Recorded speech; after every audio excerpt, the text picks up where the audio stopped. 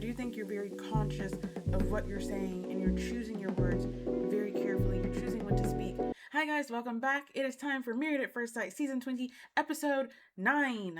We kick off the episode with Belle, Jolie, and Mecca, and Mecca is bringing Belle to work with him, and she just wants to see what it is that he does. She wants to see the other side of Mecca. And I get that, because honestly, how many of us actually know what like our friends and our husbands do on a day-to-day basis? We might know their job title, but I don't know what the heck that means that you do. I couldn't tell you what my husband does when he's at work. I don't know. But it's very funny because she was so excited. As soon as they got to the porta potty, she walked in, got close to the toilet, and walked right back out. That would be me 110%. I'm not doing it. I don't even use porta potties. I cannot stand the smell and just the thought, but I also don't use public restrooms. So it's a me thing. I get that. She does toughen up though, and she's like, okay, I'm gonna do it, I'm gonna do it, I'm gonna do it. And she does. He gives her like the wand thing that like sucks up the toilet. And she did. She did not scrub down the floors and the wall. She let that be Mecca's job, as it should be. And then they went back to his office. There is a confessional with Mecca, and he does have like a voiceover situation where he's like, ever since me and Belle have had sex, things have drastically changed in our relationship. And the producer asked him, would you say that you've caught serious feelings for Belle? And he's like, ooh, serious feelings? Serious feelings? Ooh, that means like you're damn near close to being in love. So that's scary. And I'm like, what what happened? Like, I need more backstory other than the fact that your mom was not in your life. This feels like something other than just your mom not being in your life, because I'm not understanding like where exactly this like true aversion to being in love is coming from. Like, did you get your heart broken by somebody or what? And so he's like, well, you know what? I'll just say that I have strong feelings for her. Yes, definitely. And it's like, what does that mean? I need him to elaborate a bit more about what in the world strong feelings means, but also I need to know more about what his aversion to being in love is. Because why the heck did you get married if you're so scared to fall in love and it seems like you were doing everything in your power to not really let that happen? But I mean, they did have sex. We had a feeling that that is how things were going to progress that night in the last episode, but it's nice to get confirmation. So they did completely fulfill Dr. Lisa's homework assignment to them, which good for them. I just hope, because I'm sure for Belle Jolie, this has changed like everything for her after taking that step with him. And I really hope that she can kind of like keep it in check and realize I am still dealing with Mecca.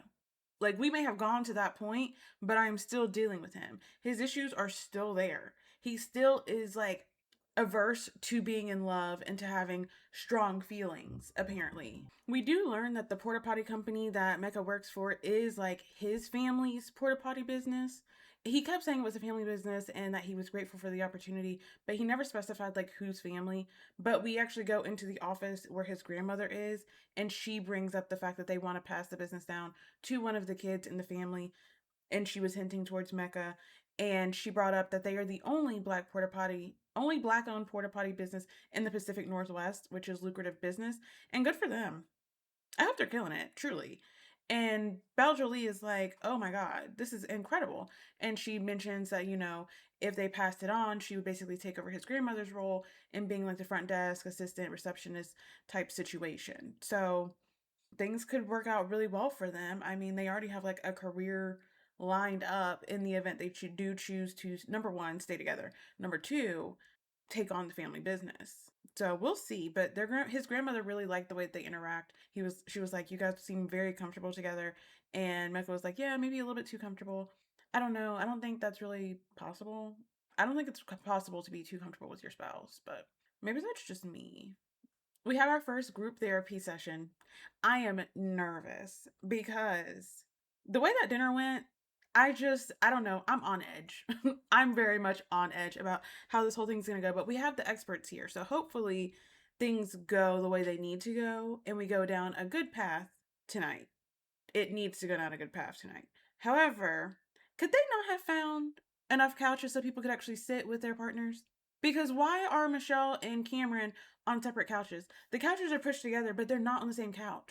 Surely you guys had the budget to like get a couch that fits, what, two couples a couch that fits two couples, a couch that fits two couples, and then a couch that fits one couple. Was it really that hard? I don't know. It rubs me the wrong way.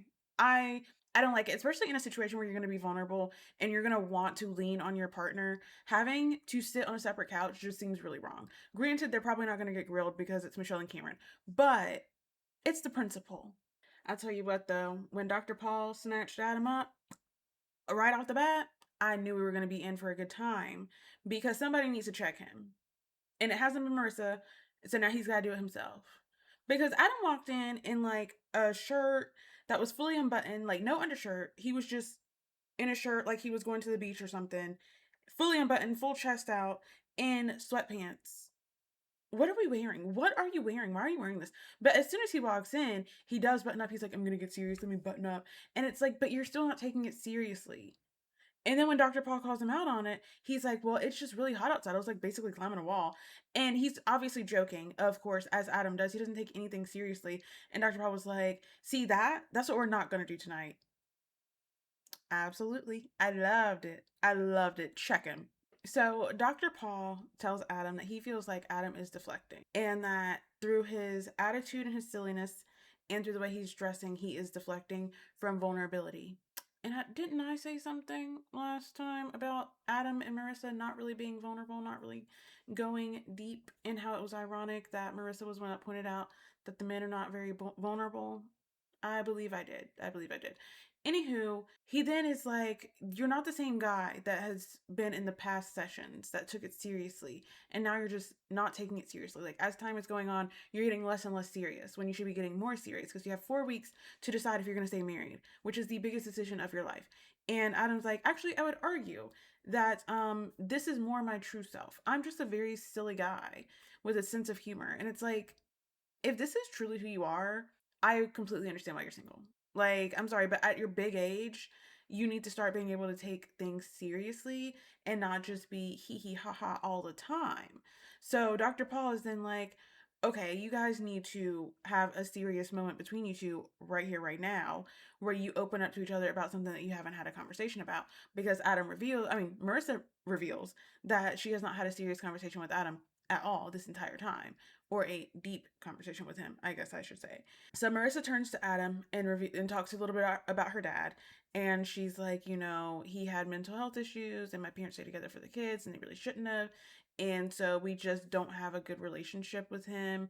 Me and my siblings, we don't talk to him because he's a little bit narcissistic and he's just not addressing his mental health. And so we just have not developed a relationship with him. And Adam does his part and he's like, I was cheated on in 2 of my past relationships, and it sucks because I was the one who stayed sometimes for years.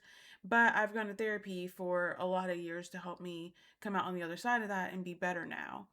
And I applaud him for going to therapy. I want to make that very clear. I am very happy that he went to therapy. Him getting cheated on in 2 of his relationships actually makes a lot of sense for the way he behaves and how he doesn't want to take it seriously.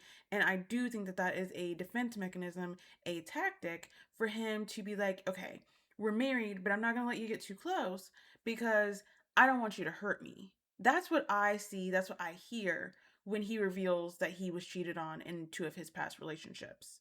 Michelle and Cameron give an update on their relationship where they say that everything has been going so well. They're so surprised at their connection. And y'all, I love them together. And I feel like I keep going back and forth on them and kind of giving Cameron a hard time, being like, you're scared of commitment. Why are you here? But it seems like every time they actually have like a moment where they talk about their relationship, I'm like, oh, I really do love y'all together. And this like actually solidified for me that I really do love them together. So they talk about how they have had deep conversations, they have had tough conversations. They bring up the money conversation, and Michelle says that she used to equate money with drive and success. And she's learned through talking to Cameron, who makes less than her, that that is not true. And I think that that's a beautiful thing. As long as it's not impacting like her quality of life and the life that she wants to live, then I think it's a beautiful thing that they were able to work through it. And Cameron admits that, it can be emasculating, but at the same time, he's like, go off, get your paper. And he's happy that she makes more than him. He's proud of her. And I do think that takes a very confident and very secure man in order to not be emasculated by a woman making more than them. I love them together. I hope this stays. I hope this works out. I hope neither of them let me down. Also, Michelle, for me, wins best dressed of the night. She looks stunning. Hair, makeup, dress, the whole nine just eats. Marissa does have a confessional in which she admits that she wished that Adam had a little bit more maturity and had some of the qualities that Cameron has, as far as being a little bit more serious, a little bit more open. And I'm like, finally, you admit that like you're kind of getting over the silly goofy all the time. I knew the time would come. I didn't know when, but I knew it would come. And I'm so glad to hear you admit it. Now you need to say it to Adam himself, not just you, to the camera. Courtney and Nick are getting chewed up and spit out, for lack of a better word, because they go to Courtney and she's like, at the dinner party, you were basically blocking and shutting Nick out. And she was like, yeah, I just feel like it's hard for me to sometimes feel safe. And it's easier when you have like that instant spark, like Adam and Marissa have, to be flirty and all that stuff. I know that feeling. I know it's fun. But when you don't have that and you have to like start as friends, sometimes it's just like hard to feel safe. And I just sometimes feel like I have to have my own back. And I don't know, I got confused by what she was saying. I got really confused by what she was saying. So if you understand what she was saying, please let me know, because Dr. Lisa seemed to understand. I did not understand. I was not following. But then Dr. Lisa's like, okay, you seem to have something that ties safety and intimacy together for you. Can you elaborate on that? And she's like, I just think that I haven't had the best experiences when it comes to sex. I am thinking that there was some type of abuse or assault there and she doesn't want to say it, which is well within her right. But the way that she does always lump them together and she always says, I just don't have the best experiences, that's what it makes me think. She very much has like a huge wall up when it comes to being intimate. And she says that she likes to be flirty. And it's like, but you haven't shown that. I don't believe it. Nobody believes it because you haven't shown it. You make it seem like it's this terrible thing. It's so hard and you just don't want to do it. But then the tables turn and Nick is in the hot seat.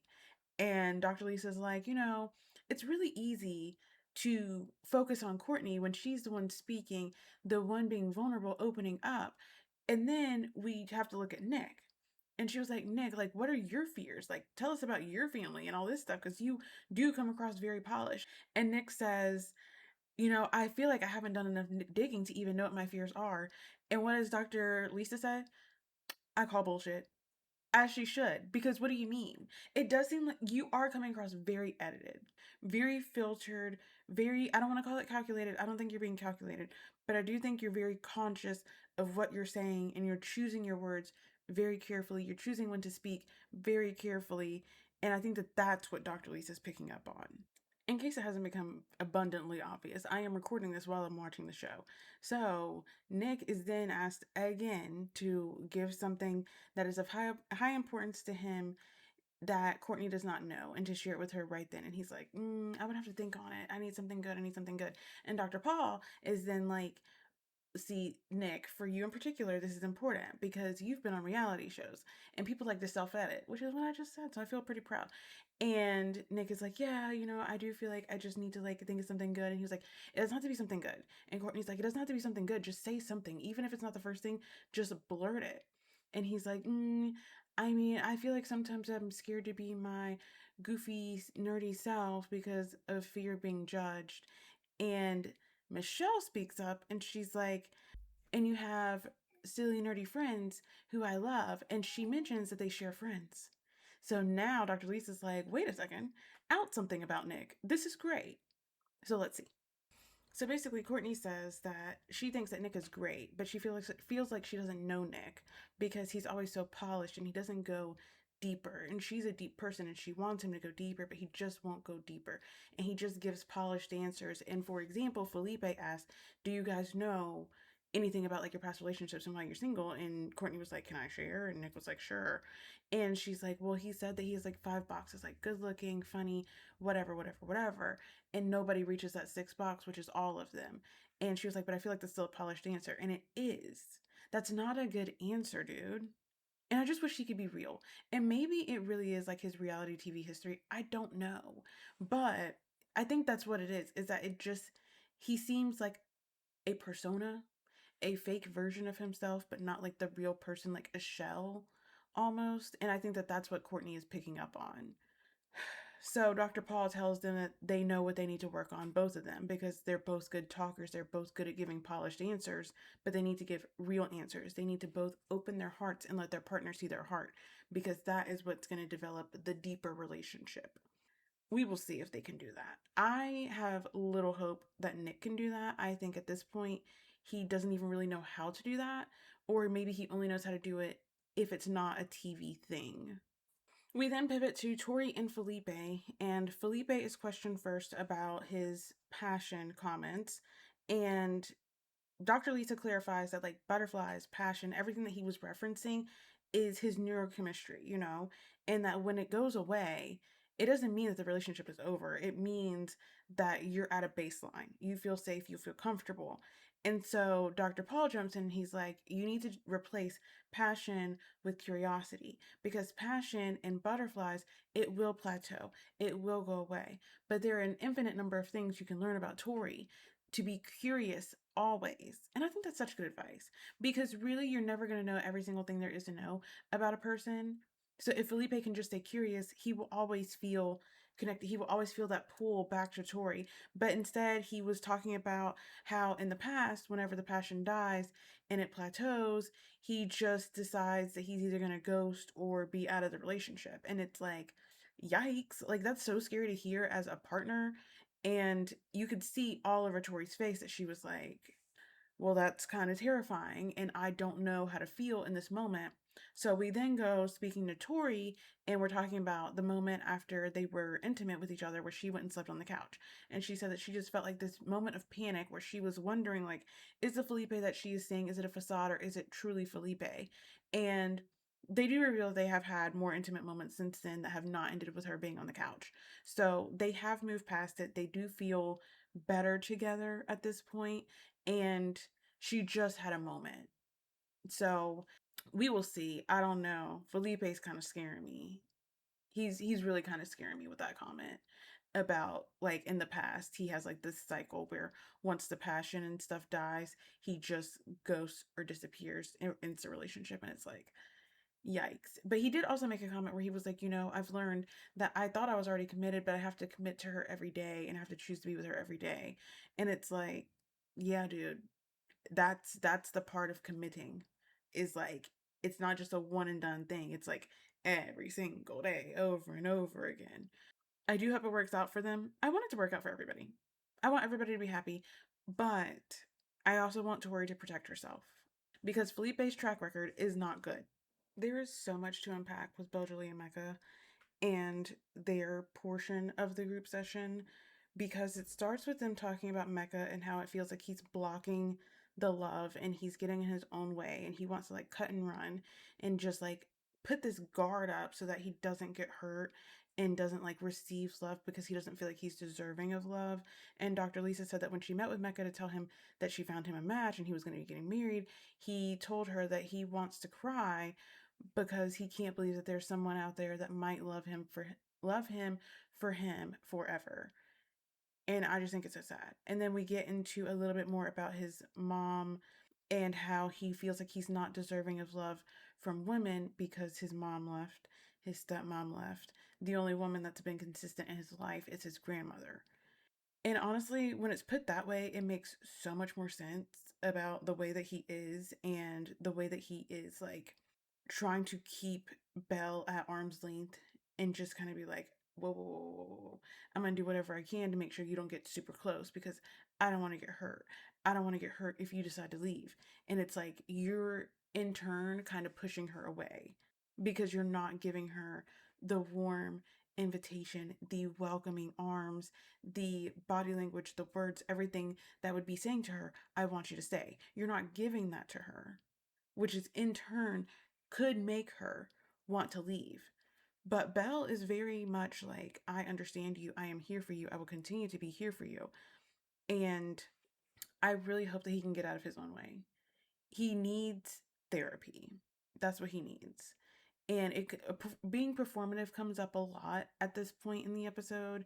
And it seems like, I guess at this point, everybody's being performative, because they talk about how he was at the group dinner And I didn't think about it, but when Michelle was talking about it, she was like, I kind of got whiplash at the group dinner because you were like, we were put on this earth to be here with each other, but then you tell her that you're not as attracted to her as she is, and then you're all over her, and it's just really confusing. And I was like, actually, yes, that is really confusing. And Belle and Mecca both believe that they were being very authentic at the group dinner. And I'm like, but the way that Michelle broke that down, it does make it seem like if you were being authentic, it was really all over the place. But it being performative is a lot more believable. Even if the whole thing wasn't performative, there's aspects that were. And everybody just needs to like let the guard down. Stop putting on an act, stop performing, just be yourself, be the real version of yourself. And Belle Jolie is talking about how um Belle Jolie is talking about how her traumatic upbringing impacts her and how she can have panic attacks and anxiety and it can leak into a relationship. And she just keeps like reassuring Mecca, like, hey, I understand you. I am here for you. I'm still choosing you.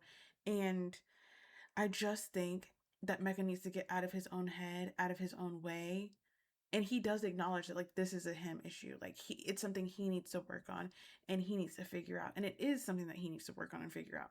And it does suck because it does seem like Belgely came into this experience fully ready for that level of commitment and Mecca came in not at all ready.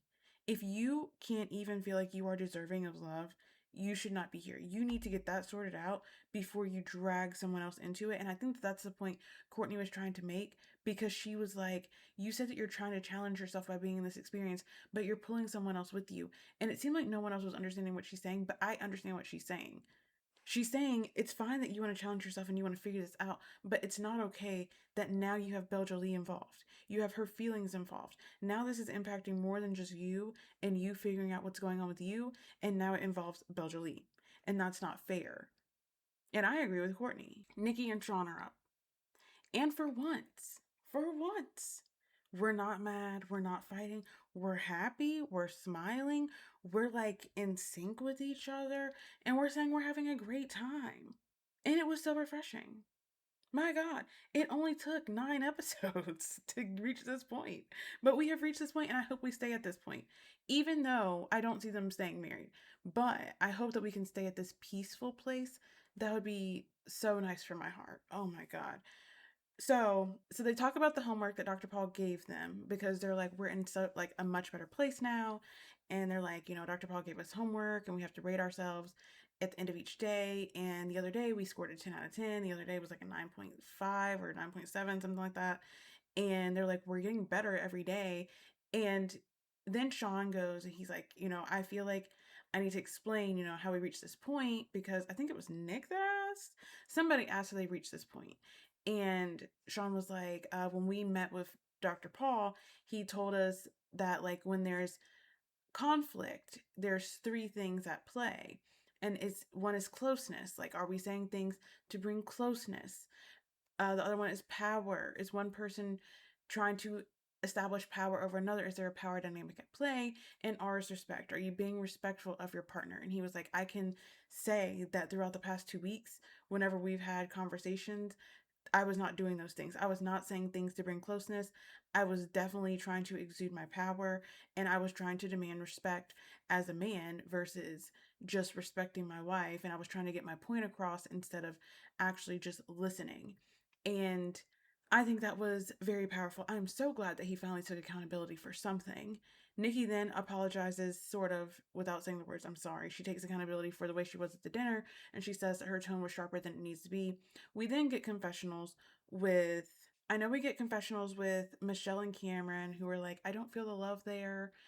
I just don't see their marriage lasting. Well, duh, they've been arguing for the last 2 weeks. Did you really think that all of a sudden they would be feeling the love? No, she's not even attracted to him yet. Which she does say that if things continue, she can see her physical attraction possibly growing. And Cameron, in his confessional, is like, I feel like their answers are just really contrived.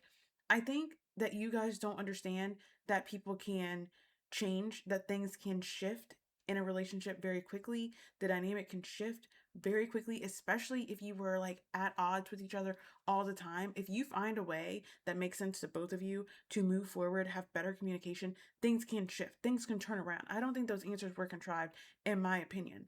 The body language doesn't lie. They walked in happily together. She was on his arm. I really don't think that that was contrived. Nick is in his confessional saying that he doesn't believe it either because he doesn't understand how they can go from how they were at the dinner to how they are now. And he's like, so I'll be watching because I just don't buy it. And I'm like, you guys want so badly to see them in a negative light that when they're finally happy, you don't believe it.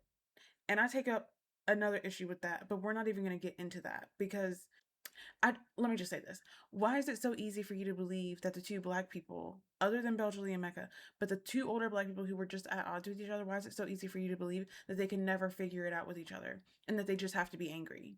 All right, we're going to leave it at that. But they are very happy. I hope it stays that way. I hope it stays peaceful.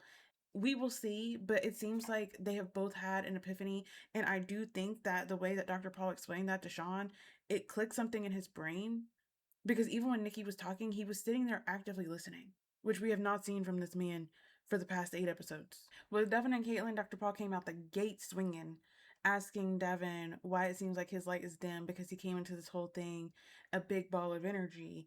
And Devin's like, well, I had an idea of how I was going to come into this and how this whole thing was going to work. And it was going to be, we were going to dive straight in and I was going to love bomb her and she was going to love it. And that just like pushed her away. So I just decided to turn it down a little bit. And Dr. Paul is like, that's interesting because some people would argue that that's not how love works. And it's like, but in a way it is. I feel like that's like kind of a compromise. He's not saying that he's never going to ramp it back up, but he is meeting her where she's at. Am I missing something here? I should have just kept watching. I get it. Okay, I get it now.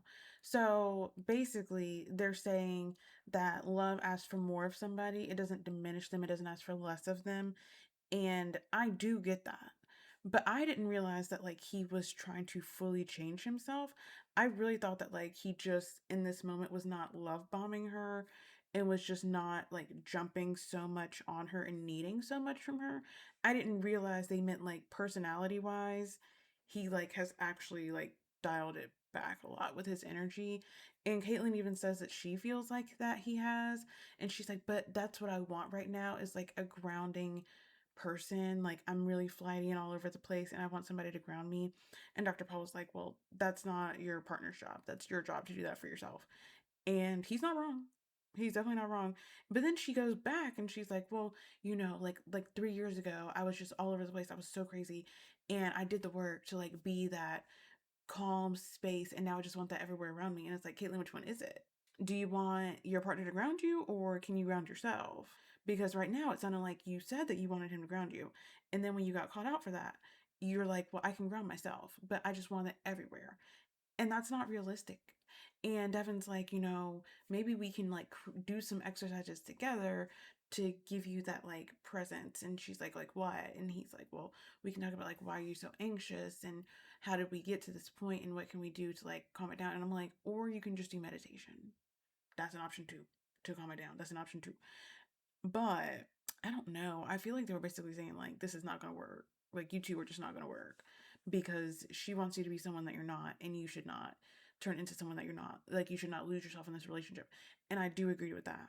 I didn't realize we were getting to like that point. I thought they just meant like the way he was like always on her, wanting more and more and more and more and more. And she was like, I need you to dial it back. I thought that's what we were talking about. So that was just a misunderstanding on my part. So they asked the couples to go around and very quickly say if today were decision day, if they would say yes, no, undecided. We have Nikki and Sean both saying that they would be undecided.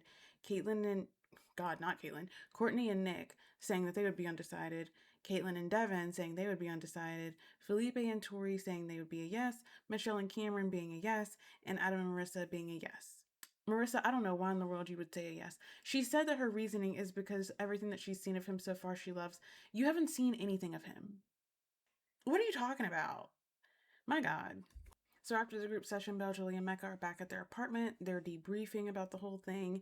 And Mecca says that he feels some type of way about Michelle coming after them and saying that it was performative at the group dinner. He was like, the experts, that's one thing, but Michelle, that like really hurt me because she's so genuine and she's so herself. And I feel like I'm being myself. And Belle agrees with him. And she's like, the words didn't really mean anything to me because I'm sure like the experts, like they meant it in like with a good intention. But she says that she's tired of being nitpicked, and I'm like, I wouldn't call it nitpicking though. Like this is the first time you guys have like received any type of criticism or something less than positive. So I don't know if I would call it nitpicking. I understand that was probably annoying to hear, but also Michelle was not wrong. So then we see Michelle and Cameron in their apartment, and they're talking about how Cameron exposed to the world that they have had sex. Did I mention that? I don't think I did, but they have. And they're talking about how Cameron has to leave the next morning because he has to go to Portland for his job and what they're going to do moving forward. And Cameron's like, we're a team. So now every decision is made, for the team and by the team. It's not just me making a decision for me. So we have to move forward that way. And Michelle's like, I like that analogy, but maybe I can get a remote job and then I'll have more flexibility and I can move to Portland. And he's like, well, I don't want you to necessarily have to uproot your life. So maybe, I can find something up here and we can figure something out. And she's like, but it's your dream. And I don't know what it's from. I can't remember, but it's like the other person responds, I have a new dream. I don't know what it is, but Cameron was like, well, I have other dreams. And I thought that was really sweet because he's referencing her, I would assume. So they seem to be in a really good spot. I like them together. I hope that things continue to work out. I think the distance piece is probably going to be the hardest part. Figuring out where to live is probably going to be like one of the hardest parts for them because Cameron does seem to be coming around to like an actual life with her, especially since they said they would say yes if today was decision day. That's a big deal. That's a really big deal. Which Nick in his confessional was like, I don't understand how people could say that they would say yes if today was decision day. Like, that just seems crazy. I'm just not that place. Just because you're not at that place does not mean it's crazy. Like, you're not even being yourself. You're not even opening up at all. You're not saying anything new about yourself.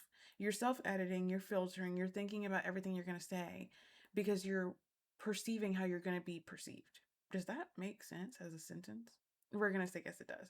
But anyway, that was the end of episode 9. So let me know what your thoughts are on what you think about these couples so far, who you think is going to last, and what you take away from the group session and the group dinner in like tandem, because I do feel like it revealed a lot about each of these couples.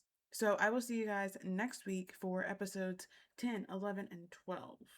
Thanks for watching and make sure you subscribe so you don't miss any videos. Bye!